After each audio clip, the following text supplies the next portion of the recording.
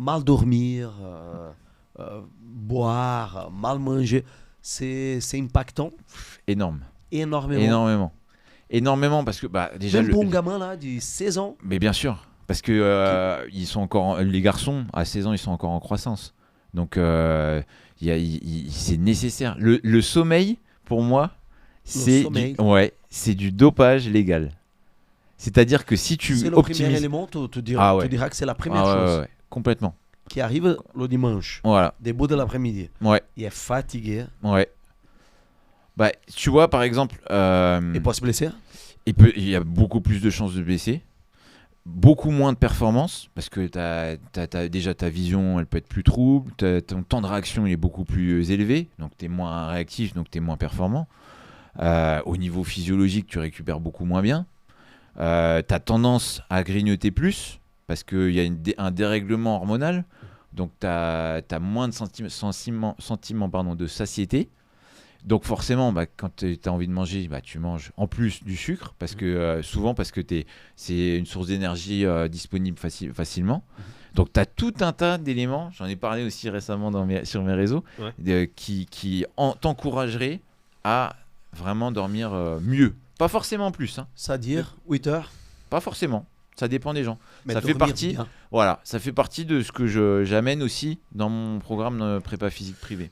Donc, est-ce que en club, le coach te laisse cet espace-là pour échanger justement avec les joueurs, au moins sur la partie sommeil? Ouais, Est-ce que tu leur donnes des tips là-dessus? bien sûr. Est-ce que tu as des espaces où tu échanges avec eux pour leur donner les éléments, même sur la partie nutrition, sommeil? Ouais, alors sur la partie nutrition, moins.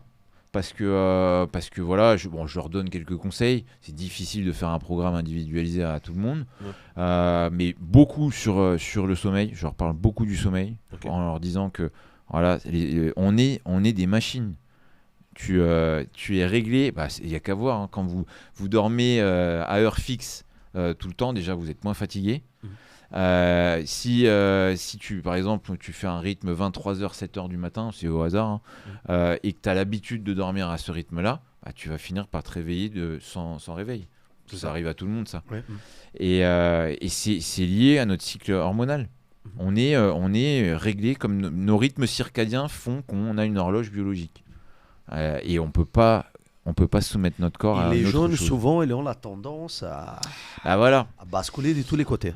Déjà, donc ça, c'est mortel. Il y a un gros risque, c'est de se dire tiens, je dors à 1h du matin par exemple, puis demain matin je dors jusqu'à 11h. Oh, c'est bon, j'ai dormi 10 heures. Mais ça, en fait, si t'es pas habitué à ce rythme-là, déjà c'est pas bon parce que t'as un cycle de restauration, cycle de restauration de l'appareil digestif, etc., de la mémoire à court terme, à long terme, entre autres, qui se font pendant les heures avant minuit. Et si tu passes ces cycles-là, si tu passes ce moment-là, tu l'as plus en fait.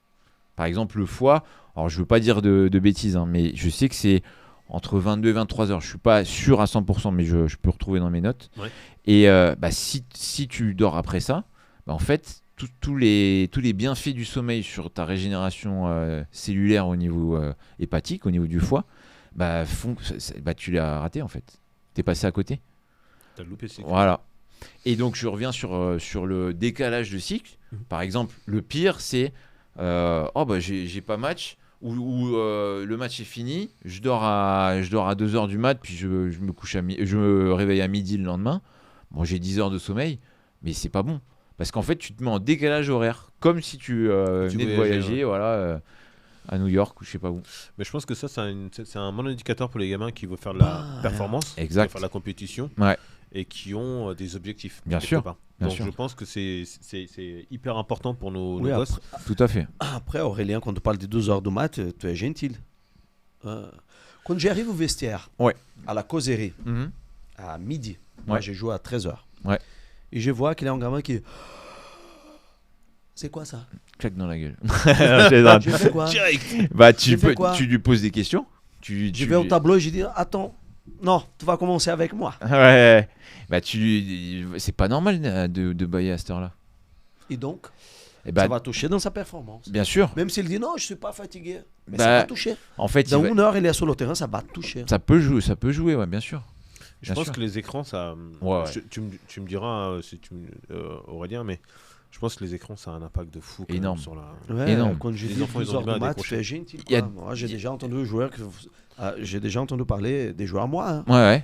Ils sont allés à se coucher à 5-6 heures de maths. Bah oui, c'est super mauvais. Il y a 2 choses qui vont pas dans les habitudes de la génération qui arrive, enfin qui est actuellement là.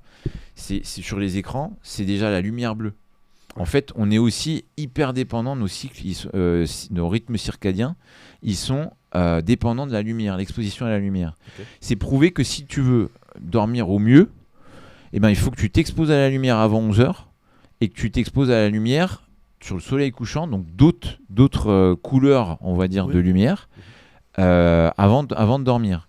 Or, la lumière bleue du téléphone, des écrans, quels qu'ils soient, eh ben, ça va tout simplement, ça va te donner une information à ton cerveau comme quoi il fait encore jour. Donc, il est 23h, normalement tu devrais avoir tout éteint, tu es sur ton téléphone et tu vois de la lumière bleue. En gros, il fait jour pour ton cerveau. Ton cerveau il te dit non, je n'ai pas envie de dormir. Donc ça te fatigue, ça t'empêche de dormir, etc. Deuxième élément qui ne va pas, c'est que sur les réseaux sociaux, alors pour moi TikTok c'est le pire. Parce que en fait comme c'est que des vidéos, ça active tes circuits de dopamine. Et la dopamine, on sait que c'est la gratification immédiate. C'est ce que retrouvent les gens qui se droguent, les gens qui jouent au casino, etc. Et tu vois une vidéo, hop, c'est pas mal ça. Je swipe. C'est bien aussi ça. En fait, tu fais que nourrir ton cerveau de dopamine. Donc tu l'excites tout le temps en fait. Et il en veut encore plus. Parce que comme un entraînement physique, plus tu vas l'entraîner, plus il va t'en demander. Comme une personne droguée, comme une personne alcoolique, etc. Au début, t'es un peu ivre avec une bière, et puis après, tu t'en fous une deuxième, après une troisième, etc. Ça marche pareil. Et donc, les jeunes, ils vont jusqu'à 4 heures de maths, jusqu'à que le portable il tombe sur le corps et dit écoute, t'as plus de batterie ou quoi que ce soit. Mais voilà. Là, je peux plus. Alors, du coup. Donc, je dors. Voilà. Et alors, du coup, mais en général, il reste éveillé à cause de ça. Et alors, du coup, moi, ce que je conseille pour limiter ça, l'idéal, ce serait de rien avoir, pas d'exposition.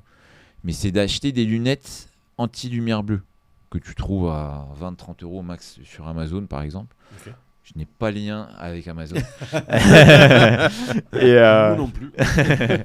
J'aimerais bien. Mais ils peuvent venir. Ils peuvent venir. Et ça aide à moins subir l'impact de la lumière bleue des écrans. Mais c'est pas la solution idéale. La solution, c'est vraiment qu'ils arrivent à déconnecter avec le téléphone à un moment donné. Exact. Et puis de faire une activité calme. Parce que si tu t'excites tout le temps, le cerveau, les jeux vidéo par exemple, tu joues pas à FIFA en étant lentement comme ça. C'est non. Enfin, moi j'ai jamais joué comme ça. Mais donc voilà, il faut on a un temps pour tout.